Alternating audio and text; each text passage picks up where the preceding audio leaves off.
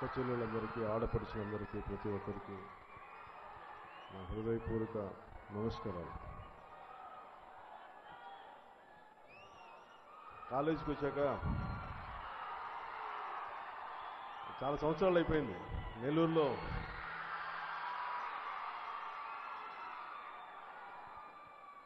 ఎప్పుడు కాలేజ్ ప్రాంగణం దూరం నుంచి చూడటం తప్ప కాలేజీకి ఎప్పుడు వెళ్ళలేదు.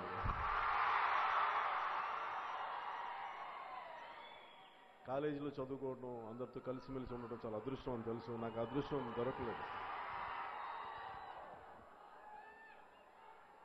కాకపోతే నేర్చుకున్న కొద్ది పాఠాలు మర్చిపోలేదు, స్కూల్లో కానీ కాలేజీలో కానీ. ఈరోజు అవే నన్ను రాజకీయాల్లో తీసుకొచ్చినాయి. అలాగే సినిమాల మీద, కళల మీద గౌరవం కూడా అప్పుడు నేర్చుకున్న పాఠాలు. మనం ఏ పని చేసినా, ఎలాంటి వృత్తి చేసినా, ఎలాంటి పనిలో ఉన్నా, ఎలాంటి వృత్తిలో ఉన్నా, సమాజానికి, మన చుట్టుపక్కల వారికి, మన తోటి వారికి చేతనైనంత మనం ఎలా తోడ్పాటు అందించగలం, సహాయం చేయగలం అనేది నేను విద్యాలయంలోనే నా గురువుల ద్వారా నేర్చుకున్నాను. అదే నన్ను ఈరోజు మేము ముందుకి ఇలా తీసుకొచ్చింది. ఇది రెగ్యులర్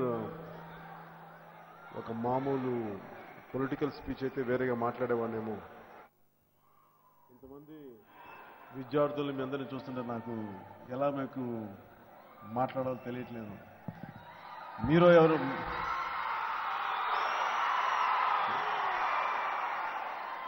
ఏదో ప్రజా సమస్యలు అంటే కొంచెం కోపం ఉంటుంది, బాధ ఉంటుంది, ఆవేదన ఉంటుంది, మాట్లాడగలను. కానీ నాకు మీరు అడిగితే నేను ఏదైనా మాట్లాడతాను. అందుకనే ఈ గోష్ఠి అంటే అన్ని ప్రశ్నలు అడగాలి. నేను మాట్లాడలే, అందరితో మాట్లాడాలి. కానీ ఇది కొద్ది ప్రశ్నలు మీలో మీరు నిర్ణయించుకొని ఎవరిని అడిగితే మీరు అడగండి.